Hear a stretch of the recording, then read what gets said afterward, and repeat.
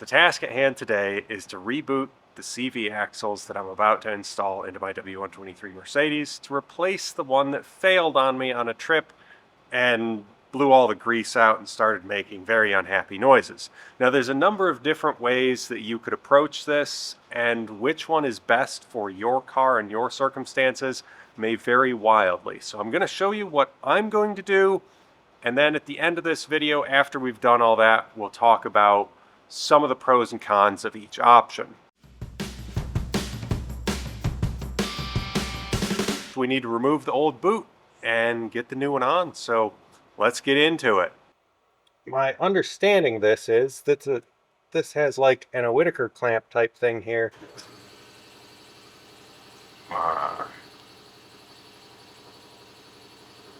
Just pry that off.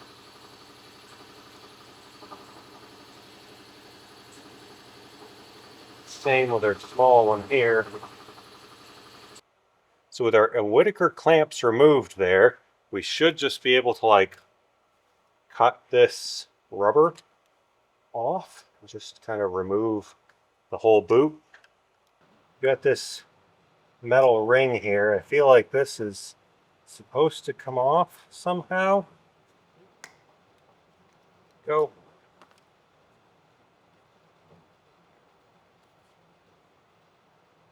Okay.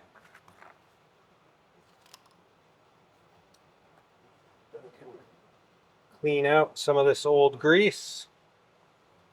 Crack this open, squeeze it into our joint here.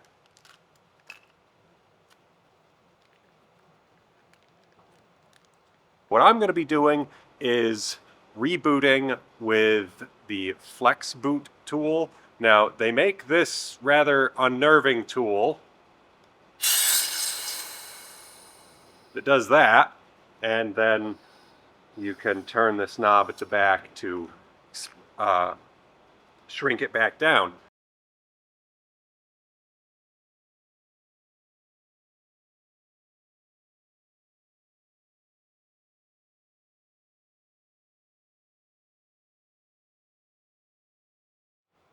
And then we can turn this knob at the back to release it and squeeze our boot off.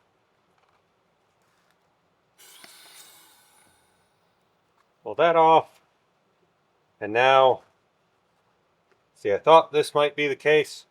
This has two bigger options, so I'm going to trim this down to the smaller one here. And I brought some scissors to do that so that I can make a nice clean cut all the way around. They make a plastic funnel for this, which you can just lubricate with some soap or something and just whoosh, slide that flexible boot on all the way. Slip this up onto there.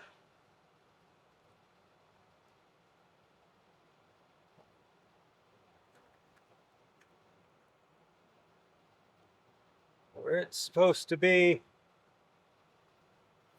Now this comes with new clamps. So we can open up our clamps.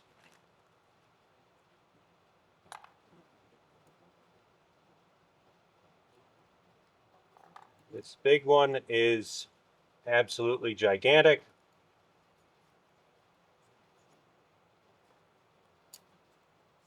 Put this around here.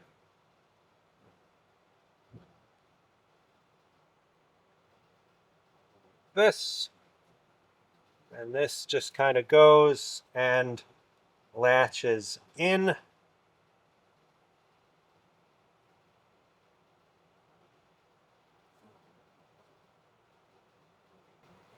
Go. Hold that down. Grab my Whittaker clamp tool and clamp this thing tight.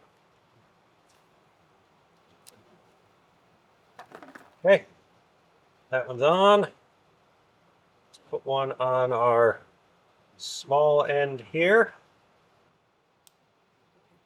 Get that on there. Make sure the boot sits in the right place. where there's that little kind of detent in the axle. Tighten that up.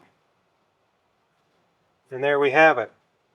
One brand new boot and 3 old ones. So pretty much now at this point, I'm going to do this same process to all 3 of these other ones so that this thing is got fresh grease in it, fresh boots on it, and we are ready to install this whole assembly. So part of why I'm doing this is a differential out of a 1985 W123. So everything bolts up exactly the same. It is basically identical inside and out, with the exception of this is a different gear ratio. So this is a 2.88 rear gear ratio.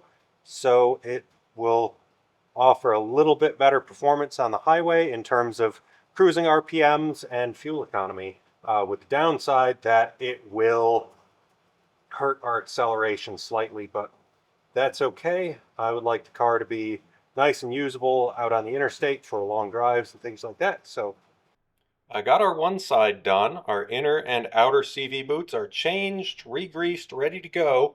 And I came over to the other side, and I didn't notice this when I bought this differential and CV arrangement. This appears to be a replacement CV because it does not have a clamp here. This is some sort of different style, and on the clamp, let's see, let me rotate this. Right here, it says GSP, which is a axle manufacturer, remanufacturer. I've seen GSP axles for sale, and these boots look to be pretty good. There's no weather checking or anything, so I might just leave this, especially because I don't know how you're supposed to deal with not having a clamp up here. I guess at this point, I'm just going to put this in the car, run it like this, with the new boots on the OEM style axle here, and the old boots on the replacement remanufactured GSP CV over here.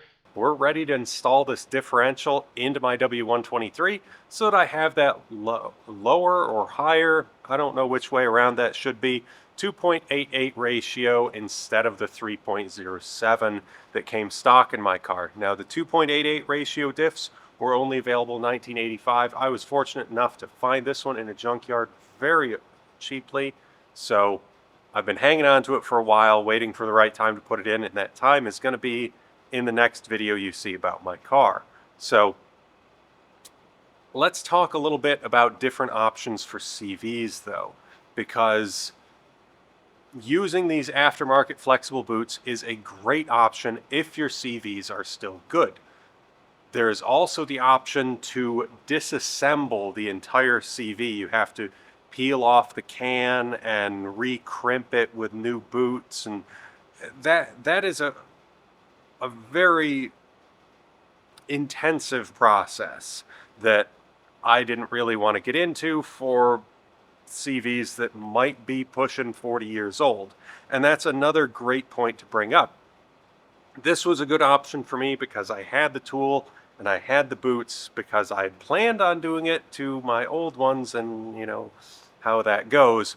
But if your CV axles are pushing 40 years old, even if the boots are okay, there is a good potential that they're kind of getting worn out. So if they're too tight, too loose, binding, anything like that, it might not be worth rebooting them. It might just be better to replace them with a new aftermarket axle, as I think that's the only option. I don't think OE axles are even a thing anymore, but getting that, you would have new boots and, a brand new axle that should be good. Maybe not for the same 40 years as the OE ones were, but they should be good for quite some time. So there's a lot to consider with this kind of task, but hopefully it's been helpful, and hopefully we can get this differential here in, and you'll see that in the next video. So thanks for watching.